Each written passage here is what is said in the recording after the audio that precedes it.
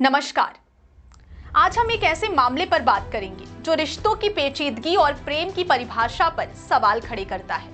यह मामला एक ऐसे पति से जुड़ा हुआ है जिसने अपनी पत्नी को उसके प्रेमी को सौंप दिया है।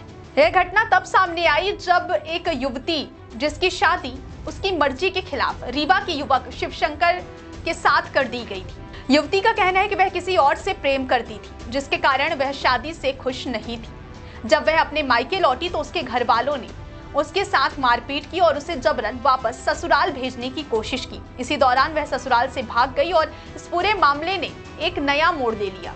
इस मामले में सबसे चौंकाने वाला पहलू यह है कि महिला को अपने ससुराल की बजाय अपने ही घर में प्रताड़ित किया जा रहा था। पीड़िता ने सतना की पुलिस अधीक्षक से मिलकर बताया कि उसके परिवार के सदस्य, जिनमें माता पिता, भाई और मामा शामिल हैं, उसे शारीरिक और मानसिक रूप से परेशान कर रहे हैं। उन्होंने उसे एक कमरे में बंद कर दिया। पीड़िता ने स्पष्ट किया कि वह बालिग है और वह अपने फैसले खुद लेना चाहती है। उसने यह भी कहा कि अगर उसे कुछ होता है तो इसके जिम्मेदार उसके परिवार के लोग होंगे। यह मामला हमारे समाज में आज भी मौजूद इच्छा के विरुद्ध विवाह और घरेलू हिंसा की कड़वी सच्चाई को दर्शाता है। कानून साफ कहता है कि किसी भी बालिग व्यक्ति को उसकी मर्जी के खिलाफ किसी भी रिश्तों में रहने के लिए मजबूर नहीं किया जा सकता। भारतीय दंड संहिता आईपीसी की धारा 366 के तहत जबरन शादी एक गंभीर अपराध है।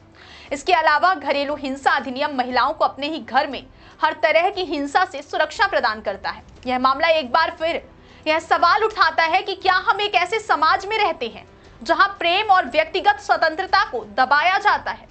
इस मामले में पुलिस की भूमिका महत्वपूर्ण है ताकि पीड़िता को न्याय मिल सके और ऐसे मामले में एक मजबूत संदेश दिया जा सके।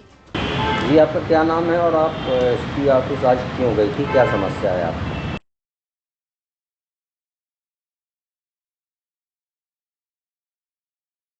मैं मालमऊ पोस्ट चून तहसील बिरसिंहपुर से हूँ और मैं एसपी ऑफिस इसलिए गई थी क्योंकि मेरे परिवार वाले मेरे को बहुत प्रताड़ित कर रहे हैं। मेरी जो शादी हुई है तो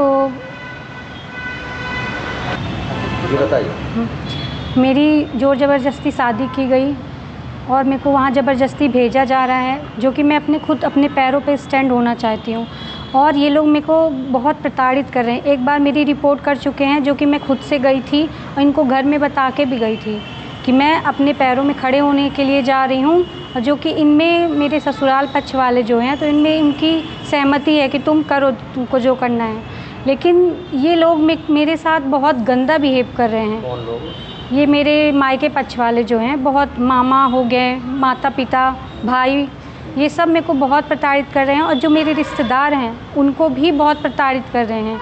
उनको कहीं जाते भी हैं ना तो उनको बहुत पीछा करते हैं और कहते हैं हम तुमको उठवा लेंगे। इतने सारे गुंडे भेजते हैं, मेरे को भी परेशान करते हैं।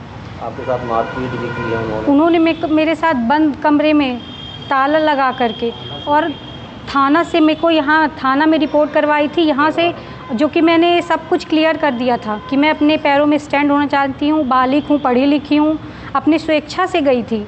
फिर भी उन्होंने मेरे साथ बहुत ज़ोर ज़बरदस्ती करके राजेंद्र नगर से मेरे को उठाया। उन्होंने कम से कम 15 लोग रहे होंगे और ऑटो में बैठा करके उन्होंने मेरे साथ बहुत जबरन एकदम इतना गंदा बिहेव कर रहे थे। मैं चिल्ला रही थी कि कोई मेरी मदद करो, वहाँ कोई मेरी मदद नहीं कर रहा था।